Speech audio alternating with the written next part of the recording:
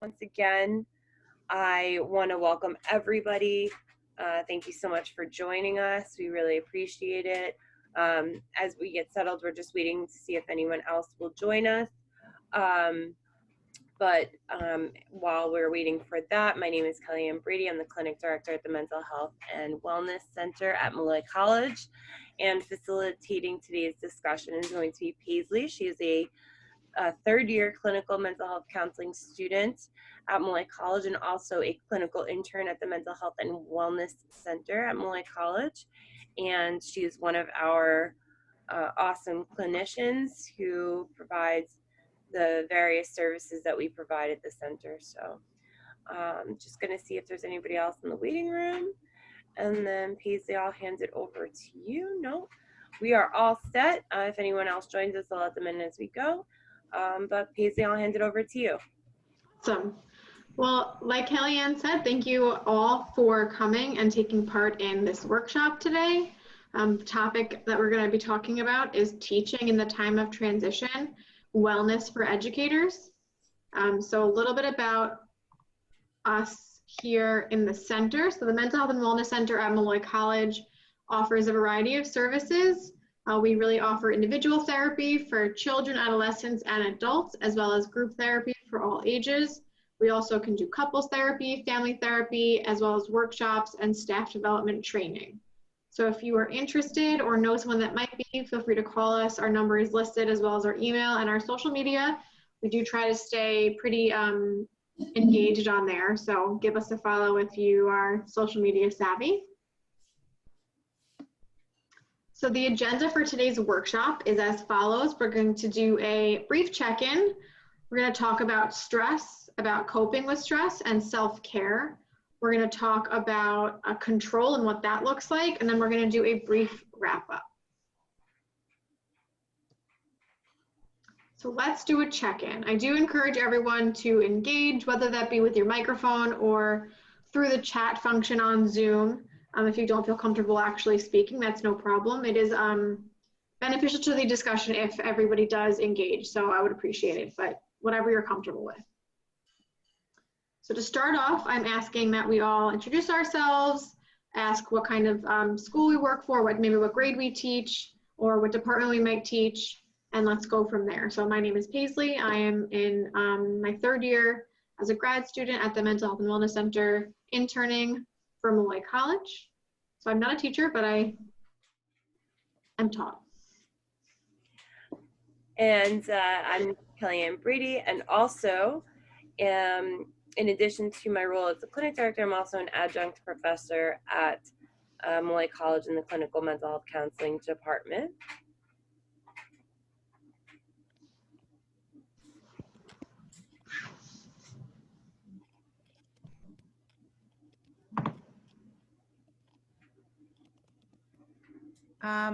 I am Maya Wilder, and I'm a reference and instruction librarian at Malloy College. So basically, I teach different cohorts how to research for their assignments. So thanks for sharing. Beth shared in the chat that she teaches kindergarten. Welcome, awesome. Beth. Welcome, Beth. Thanks for sharing. So my next question would be, if you had to describe your mood today with a type of weather, what would that look like? So I'll start us off. For me personally, today I am feeling partly cloudy, feeling good, but it is that hump day feeling, so we're getting there. Would anyone else like to share how they're feeling? I feel like the weather outside today, a little crisp, but sunny and refreshing. I love that.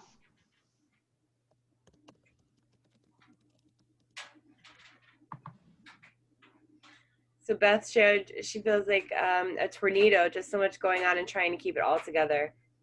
Absolutely. Beth, I hear you on that one, definitely. Tornado. I actually think I was having a discussion with this check-in the other day, and I think I described something similar. I think maybe I used the word hurricane, but similar feeling as to what you're describing there.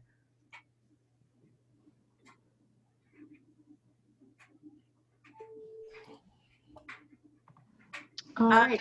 I'm feeling a little, sorry, I'm feeling a little rainy just because like I'm okay, but I'm also really tired. And I definitely can relate to what Beth said about that tornado feeling. It's like that every fall semester for me.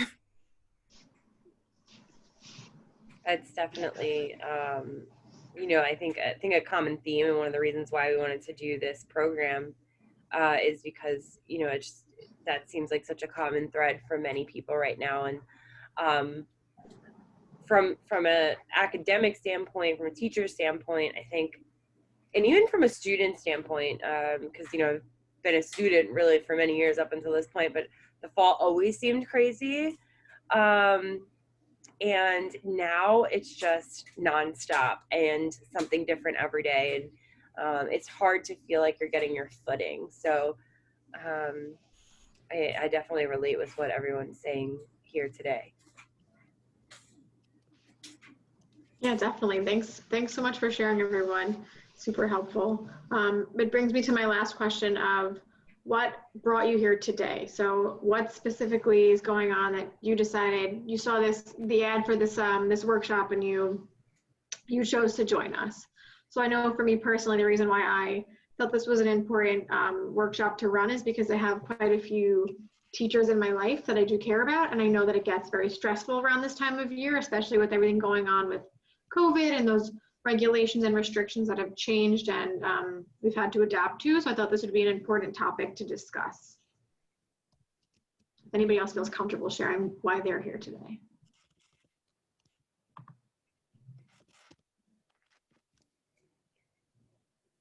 So Beth shared she agrees every year start with new kids, new staff. She's a new principal, virtual and in-school students, crazy parents, etc. Absolutely. Definitely can understand that for sure. Yeah, I feel like I'm here because I usually have a hard time with the fall already. And now because of everything going on in 2020, it feels so much harder than it normally does. Absolutely. And I want to echo what Paisley said. Like, we heard that this was something that was needed and something that was potentially very beneficial for teachers, educators, anybody working, with individuals who are transitioning to figuring out how to do things in a new way. So we wanted to be able to bring this to everyone to provide some tips and hopefully some relief. Yeah, thanks so much, everyone. Thanks for joining us all. So moving forward, we're going to talk first just quickly about the difficult emotions that we're experiencing right now. So the difficult emotions that we're experiencing can definitely take a toll on our mental, emotional, and physical well-being. And we might find ourselves asking this question of, things are difficult, why even try to manage the way that we feel? It's easy for us to get overwhelmed and get stressed out and kind of neglect our mental well-being, and it's important to have a reminder every now and then. So what we're going to do is really talk about some ways to combat negative responses we might be feeling, and that should help enable us to begin to live a happier, more positive life during these crazy times. And hopefully when this is all over and the session is up, hopefully you'll be thankful that you took the time to embrace the time, sought out, all the positive aspects of this time, and took care of yourself for, even if it's 30, 40 minutes, it's important. So thank you. So stress factors in today's world. I'm sure there are many, many different stress factors that we're all experiencing, and maybe some are similar. And I think it's important to start off this discussion with really talking about what are some of the things that you can think of that are currently creating stress in your life individually. And that can be related to your classroom, your students, the crazy parents that Beth mentioned, or maybe things that are going on at home. Working virtually is also very stressful. If some of us might be doing that as well. For me, I'd love to jump in here. I think for me, I think so we're still working remotely and teaching remotely. And for me, figuring out new ways to do things all the time. For example, I need a resource from my office, and just figuring out how to get that is like, feels insurmountable. So it's just those kinds of different things that are just super stressful, and just learning and how to do new things and figuring it out over and over and over again. Yeah, I appreciate you sharing, Kellyanne. I think that adapting to the regulations and adapting to the technological struggles we might be going through with virtual teaching and virtual learning can definitely be a stress factor. I feel like I finally got used to like teaching. Like I had all my lessons, like I had everything planned out from like previous years, and I finally felt like I was hitting a stride. And now I feel like I'm having to change everything and adapt it to like online. So that's really, really frustrating. And then I also have a school age child at home who's doing virtual learning. So it just feels like a lot is happening. Thank you so much for sharing, Maya. Yeah, I think on top of, being educators who are dealing with children all day, it's also a reminder that some of us have children at home, which can create even more of a stress because they're going through similar yet different changes and adaptations to their school schedule. And Beth shared for her family's a stress factor. She has a daughter who moved across the country in June and hasn't been able to go see her and help her through the stress she's going through. And also that her husband took a new job and lives in a different town, so she commutes every Friday.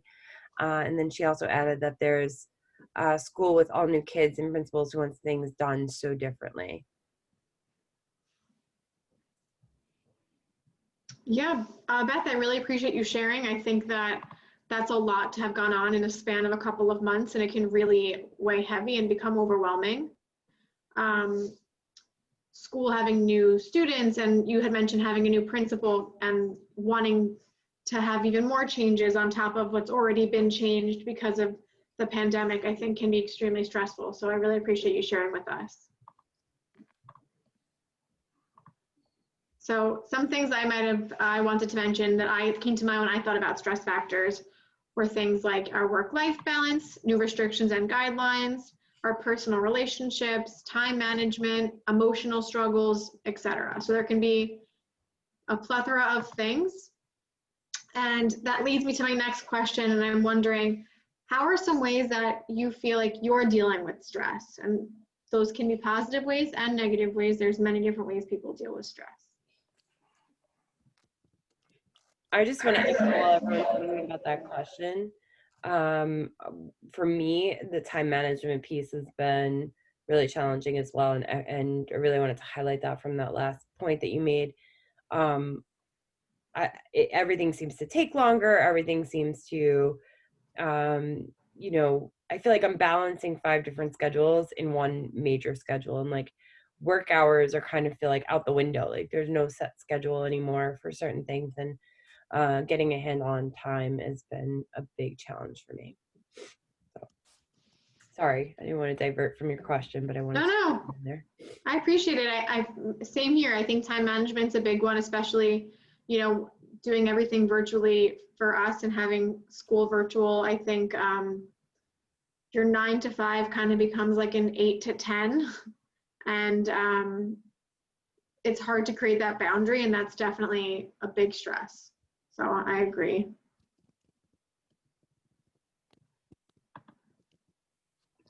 I've been trying to be really transparent with people.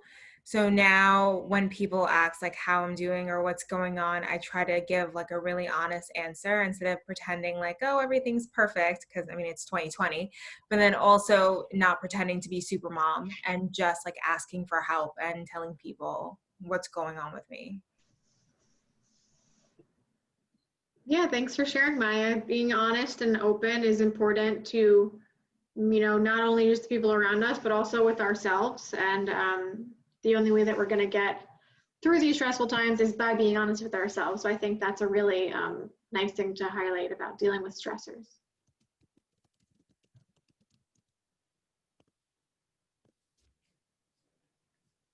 Beth shared that she agrees with the work hours not being normal anymore. And she says she's been using meditation, a gratitude journal, trying to go for a long walk daily. And since she's by herself, she can focus on her. Beth, that sounds amazing. Those are all really great coping strategies to deal with stress. Yeah, I agree. I love the idea of gratitude journaling, especially that positive twist on having that time alone. But hopefully by the end of this, I see you said that you're not sure how it's working, but I think my goal by the end of this session is to really give you a couple other tips and tricks you can try to utilize and add into those things that you're already doing.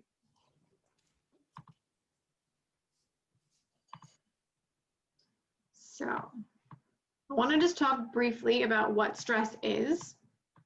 So stress is primarily a physical response. So when we're feeling stressed out, our body thinks it's under attack and it switches to this fight or flight response. It releases a complex mix of hormones and chemicals, and it tries to really prepare your body for physical action. So it can cause different reactions, from your blood being diverted to different muscles shutting down and unnecessarily body functioning such as digestion. So I know for me personally, a physical response I get when I'm really stressed out is sometimes I lose my appetite. I think that could be a common one that some of us might be able to relate to. So in the modern world, this fight or flight response can obviously is meant to help us survive a dangerous situation, such as, you know, a person running out in front of our car and we're slamming on the brakes. But in moments like the stressors that we're kind of discussing today, that it's not a dangerous situation. So it's not always necessary, and it's important to understand these responses and work with them to positively work with our stressors. So people can react differently to stressful situations, and what is stressful for one person may not be stressful for another. And there's really any event that can potentially cause stress. So just because it's stressful for me doesn't mean it's stressful for you, and vice versa. And I think it's important that we do understand that. And for some people, even just thinking about something can cause stress. So those triggers are important to take note of. So this idea of fight, flight, or freeze. So when we're feeling stressed out, we either go into fight, flight, freeze, or a mixture of the three. Basically, fight mode is when your body goes into stress. You might be more likely to act aggressive or irritably. For me, I know that when I'm feeling overwhelmed, stressed out, when there's a lot of things going on, work to be done, changes happening that I don't have control over, I might tend to get more irritable. So in times that stress doesn't warrant a fight response, it can definitely have a negative effect on our relationships. Flight mode is the feeling when we're feeling stressed out and we choose to remove ourselves from the situation.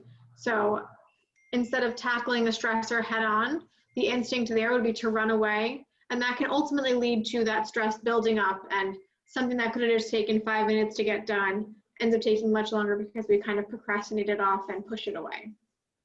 The last one I wanted to speak about would be freeze mode. So it's not as common, but it's definitely a possibility when we're feeling very stressed out or when a new stressor is introduced to us. It can quite literally mean freezing, freezing our breathing, stopping where we are, shutting down. So I know I shared a little about which one I feel like I relate most to. Do any of these sound like familiar stress responses that you've experienced?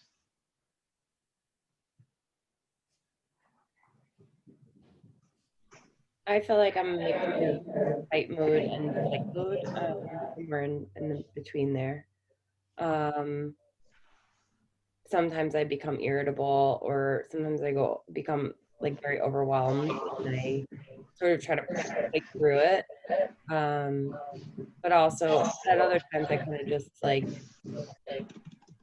I don't know, freeze up as well. So Nicole shared that she's flight because she feels like she's a procrastinator. Thanks, Nicole. I think Yeah, thanks for sharing. very common one as well. Definitely.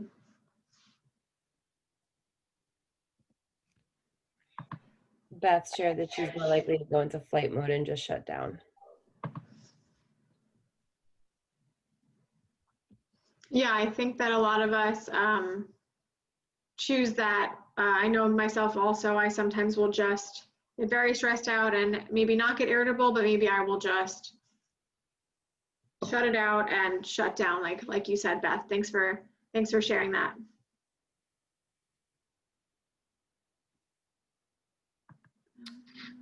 With me, I feel like it's a combination of all three, depending on the situation. Not freeze mode as often. I think of that as kind of being shocked at a situation, but I do feel like when it's personal stuff, like family stuff, I tend to go into fight mode where I get really irritable with everyone when I'm feeling overwhelmed. And then if it's like professional stuff, I'll sometimes go into flight mode where all of a sudden it feels like it takes me forever to answer an email or forever to get back to someone on something. Yeah, I agree. I think that it depends also on the situation. If it's a more relationship themed or family or personal themed, I feel like fight mode might be more applicable. And then when it comes to things like work, answering emails especially, I think maybe that flight mode might kick in more. So I agree with you. Thanks for sharing. So how can we cope with all of these stressful changes that are happening, especially right now? It's so important, especially when we transition back to school, back to classes. It's important to keep ourselves informed as much as possible, and the more factual and reputable information we have at hand, the less stressed out we will be when we do approach these difficult moments. This is just a chart that I really wanted to include about coping with the stress, specifically during the COVID outbreak, and just ways we can keep some sort of control over the things that we pull from the media, the things that we do to our bodies that can help maintain our levels of stress in that aspect.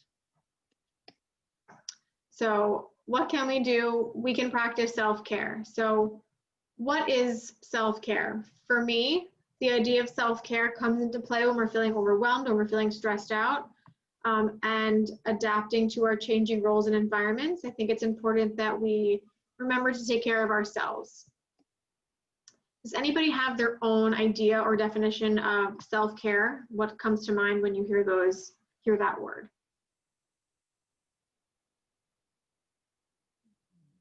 The first thing that comes to mind for me is taking the time out to focus on me. Definitely. Lately, I've been thinking of self-care as like doing the things I have to do so I can then focus on the things I want to do. Yeah, I really like that. And I think that it's important to maintain a level of self-care, especially in the role as a teacher or a professor of sorts. When you are giving yourself so much to the students, especially, I know Beth, you said kindergarten, you have to give a lot of energy and attention to kindergarten age students. Remembering to also take care of ourselves is super important when we're feeling stressed out and overwhelmed. So does anybody else have something they want to share?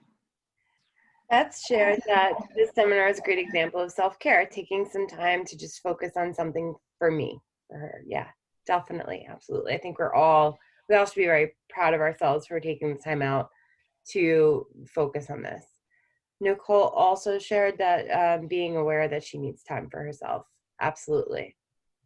I think the awareness is a huge hurdle that a lot of us face. Yeah, definitely. I appreciate everyone being here today. I think that focusing on ourselves, our own well-being is super important. So I'm glad that everyone has made time for themselves today and came to this workshop. So my definition of self-care is doing the things that we need to do in order to maintain our happiness, health, and our ongoing development of our minds in whatever way that might be helpful for the individual. So I think that self-care can vary depending on the person, and not everyone has the same view and the same idea of what their self-care might look like. So these are 3 charts that are all about self-care. I think that there's a lot of myths about self-care, that it can be seen as an indulgence or selfish, or that it's time consuming. And I think it's an important reminder that self-care is as little or as much time as you can manage in your day. I know we all have busy schedules, especially teachers, you know, like we said earlier, that schedule doesn't just end at 3 o'clock when the bell rings. You're grading papers, you're, you know, speaking with parents, you're emailing with students if they're of that age. And there's a lot more work that goes into it than just the time that you're physically in a classroom or teaching. And so taking time out of your day is not selfish. When you make time for yourself and get sufficient rest and exercise, you just end up feeling more energetic, and you'll ultimately be able to do more for yourself as well as for those around you, and such as your students. And I think the idea that self-care can be seen as an indulgence. Meaningful self-care can include making mindful changes in patterns of thoughts and behaviors that do not contribute to your well-being. That's an important one to note as well. So this middle chart we have here is all different ways that self-care can be practiced. And it doesn't always have to be, I know a lot of people will jump and say, oh, I do a face mask, or I take a bubble bath, but self-care doesn't always have to be a tangible exercise. It can be something like setting boundaries, or asking for help when you need it, or being able to forgive yourself.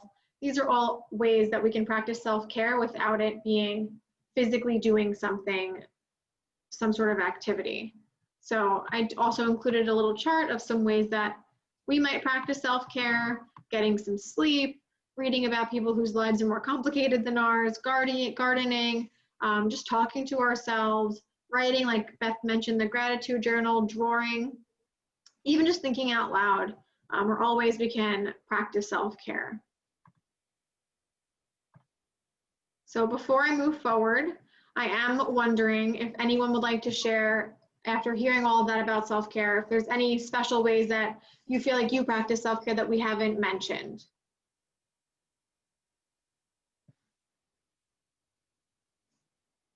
So I know for me personally, organizing my apartment and making sure it's tidy as often as I can is a form of self-care for me. It keeps me calm, and it enables me to be able to appreciate being home more. For me, I think something that's been an important part of self-care, because I did focus on time management before, has been getting better with my schedule and using my planner better. I realize that, like, I feel better if I take the time to actually go through and write everything down that I need to do, and find the time ahead of time where I can dedicate time for myself. So I schedule that actually tangibly in my planner so that it can't be taken away from me. The only person who could take it away from me would be me, and then at that point. So it's sort of like an accountability thing as well. The other thing that I do is this might sound silly, but I am always using spare time to like do puzzles, because I feel like I like the brain challenge, especially after kind of like doing all this challenging work on my computer all day. I want something that challenges my mind in a different way. So that's something that I've always tried to I actually always have time for in a day. I spend like 20 minutes, 30 minutes doing that. Awesome. I really love that. I think, you know, it's admirable that despite being on the computer all day and doing hard work all day, you still choose to challenge yourself even more cognitively afterwards. And I think that that's a really active way to practice self-care. I really like that a lot. It's nice to hear that you do that. Would anyone else like to share what they do? Yeah, something you said that stood out to me that I didn't even realize before when you were talking about setting boundaries, like learning to say no is an act of self-care for me, because I have a habit of overextending myself to the point where I get burnt out. So I think setting those boundaries has been really helpful for me. And then I think this is, you know, not that glamorous, but watching reality TV when I get a chance, because I think my my work is so academic and I'm so steeped in research and really like concrete topics that it just helps to kind of veg out and watch TV and have it not be so serious all the time.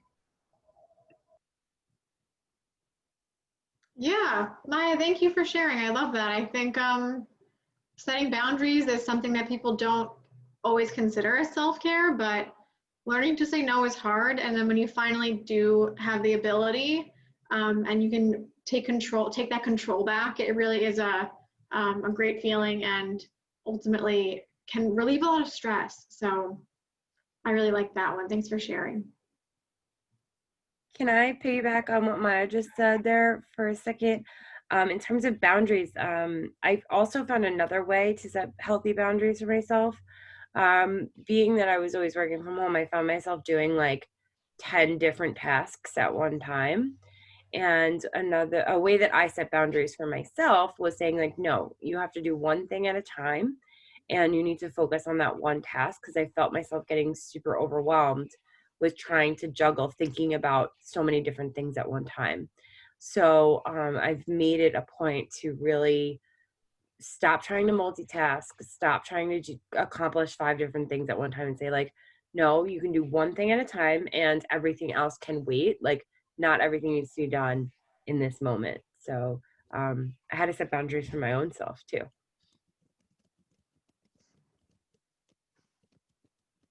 Yeah, Kellyanne, thanks so much for sharing. I think it's really easy in this world of virtualness that we can try to do too much at once because we're like, oh, we're home. I can do this. I can start this. I can pull this link up and be on this, but we can't. And it's important to be honest with ourselves again, like we talked about earlier, and create those boundaries for ourselves. Beth shared something here, and I love this. She says in school, they started their day with a mindful moment to try to get everyone ready to start their day. I love that idea. That sounds like something I could probably use for myself. But mindfulness is so important, especially with everything going on. So I really love this tip to like, it's almost like being mindful to be mindful and starting off your day with that. Yeah, I love the idea of starting off our day with, good intentions and setting the pace for how the day is going to go, manifesting a positive outlook for the whole day. And I love that they incorporate that for your day. That's a great jumping off point to get your head right for the whole day and take on the work of the day. Thanks so much for sharing. So as educators, it's important to develop a sense of control and also to learn how to accept the things that we cannot control. So I know that for teachers in general, I think the fall is always a very busy, very stressful time. Getting back into the swing of things after having the summer to relax is stressful. Getting back into, a new school year, new students, faculty changes, it's all very stressful. So remembering what we can control, specifically when we're dealing with COVID changes to the way the school systems are working, is definitely important and can help alleviate some of that stress for us. So reminding ourselves to talk about what do we have control over. So when we feel out of control, sometimes we might think we have control over literally nothing going on because we're so stressed out, but really that's not true, and we need to find the things that we do have control over because it's a good reminder for ourselves. So what are some things that we can think of right now that we do have control over?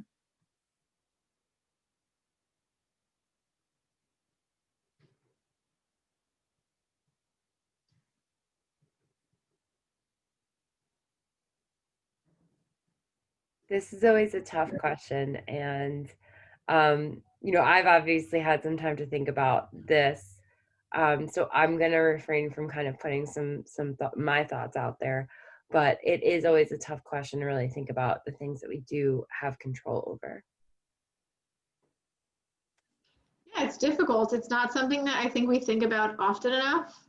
I think it's natural for humans to feel overwhelmed or feel stressed out and automatically say like, nothing's going right, like, why is this all happening? But it is important to touch on the things that we do have control over.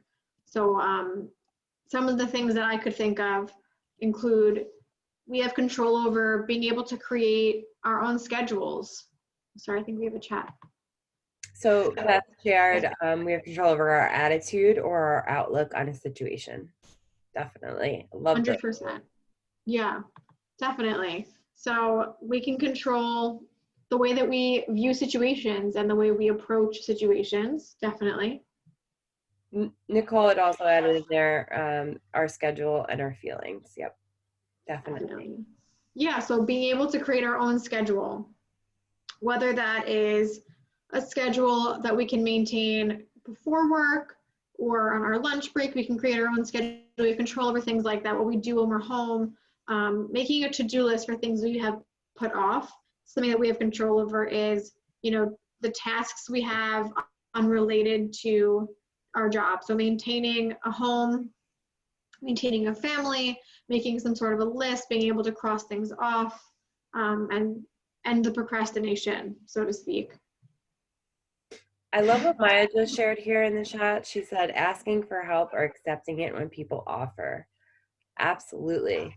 Those are things those are hard things, but we do have control over those things. Yeah, I think that's actually a really great thing that you just brought up. People oftentimes have a hard time asking for help, but it's important to remember that we can control whether or not we ask and whether or not we accept. And that's a powerful thing in itself. And in a sense, those things help us regain control over a situation that we don't have control over. And I think that's why those things can be so powerful. Like if you feel like things are out of control, when you ask for someone to help you, it starts to feel like it's much more within your control. So it's about that perception of control too. So I really like these points. Yeah, these are really awesome points. The last one I wanted to touch upon was just, you know, limiting our media consumption. We can silence pages, we can block pages we don't want to see, especially in times right now. There's a lot going on. The media is full of opinions that just can create more stress for ourselves. And I think remembering that we can get to control what we consume is an important one, for me personally at least. So the next portion of this conversation is really just learning to accept things that we cannot control. So how has this looked different for you in the classroom? So I'm not sure, Beth, if you're teaching virtually or not. I know, Maya, you're teaching virtually. Kellyanne, you said you're teaching virtually also. I'm wondering, like, how has your level of control changed now that you are not in that physical classroom? Or if maybe you're doing a half and half.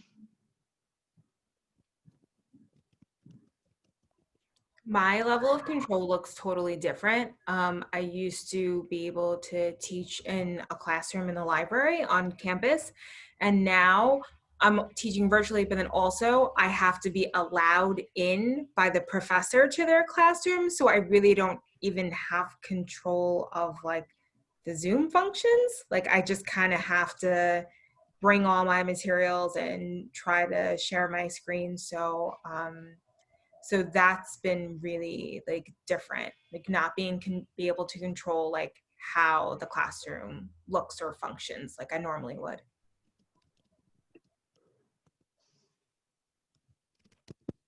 I think for me, I haven't experienced much of a difference in control, but I guess it's probably, you know, working with adults in a graduate level program is very different.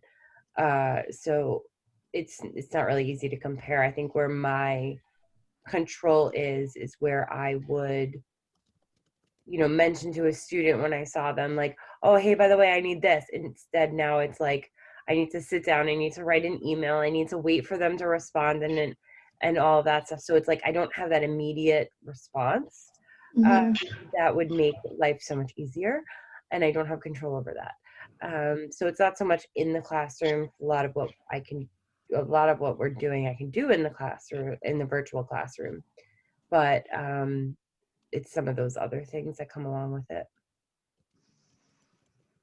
All right. Yeah, I appreciate you guys responding. I am wondering, in terms of Maya or Beth, or Kellyanne too, although you say your students are still interactive, what has it been like trying to control students and their engagement? I know, Beth, you said you teach kindergarten, so I'm wondering, like, how has that changed for you? So Beth has actually just shared, I think, partially in response to what we were just talking about, but also I think this answers some of your questions that so they're in school, so things are physically different, desks or versus tables, no sharing of supplies. It's working well. The kids are great and adapting so well. Since they're young, they haven't been in school so long, they're handling it well, which makes it somewhat easier in the room. It's a really great point, Beth, and I had not thought of that to this point, that like kindergarten may not that it's not challenging by any means, but I think like it may have different challenges just because like you're not trying to change behavior that they've already become accustomed to. And she added they don't really know any better yet. So that makes a lot of sense. And I hope that takes some of the stress off from you, but I know that it still doesn't take away all of the stress. I'm sure it's still very difficult. And even though they might not know better, it's still, you have to change what you've been doing for so long. And that can be internally stressful on a whole nother level. Yeah, I actually also didn't really think about that. Kindergartners have really only been in school for a couple of years, year or two at this point, and they don't really know any better. I like that. I think that is a good way to put it. I can't imagine there being a vast difference in the way that they would act in class had they maybe been like in 5th grade and had a better understanding of what the difference would have been had they had a normal school year. Maya shared that she feels like she has to work harder to get and then keep them engaged during virtual. I do agree with that, Maya. I do feel and I'm struggling with whether it's a real concern or if it's my own perception, because I've asked for feedback from many of my classes and they're like, no, it was great, I was engaged, I thought it was great, I enjoyed the discussion. Not that they would tell me any different to my face, but I think that like part of it is like the Zoom, I call it like the Zoom glaze on people's faces. Like people just seem to be more flat and look less interested on on Zoom in general. And I think that that's part of it. And a lot of what I've been doing is like struggling with like, am I doing what I need to be doing to keep people engaged? Or am I like, or do I need to go push it further? Do I need to do more? But that's definitely a real struggle because on the other hand, we don't necessarily ever really know. So I just wanted to tell you that I empathize with that concern. Beth also shared that she thinks kindergarten is easier, I think, than older grades. Her curriculum might be easier to control and deliver than older students. There are so many ways and platforms we can use for student engagement. So true, definitely. Thank you, Beth, for sharing that. Yeah. Well, thank you everyone for sharing. So what are some ways, maybe if the things we have control over and don't have control over maybe aren't in the classroom in there, they could also be, our family and our relationships. What are some ways that we can work on accepting these things?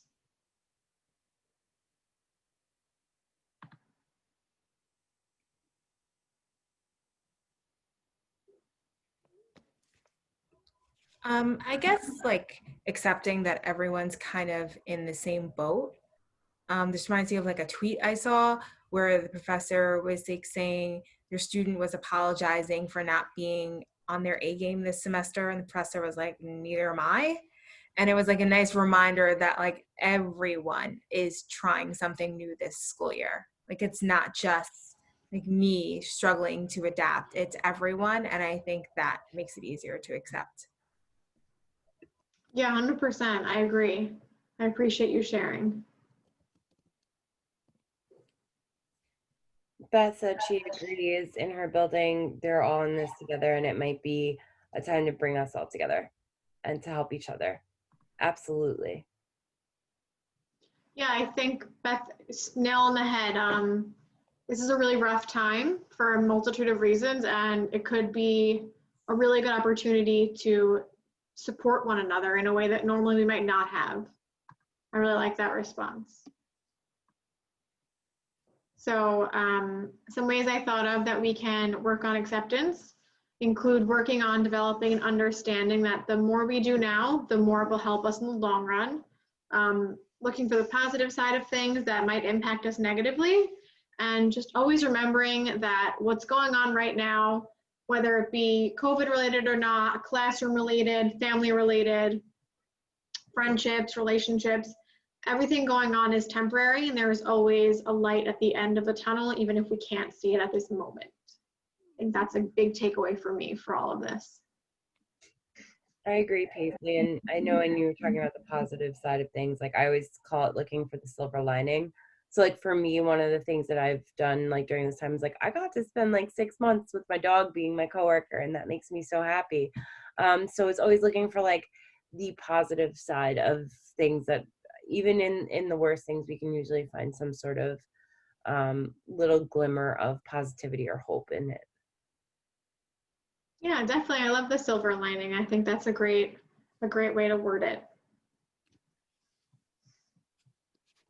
So I'm wondering before we wrap up if anyone has anything else they would like to share or bring to the session before we end. Absolutely anything. It's an open question. I just want to thank everyone because I definitely feel less alone as an educator after this. Like I said, it's nice to be reminded that I'm not the only one who's trying to adapt to doing things differently. Thank you. Thanks for sharing. I'm glad that you feel like you got something positive out of this.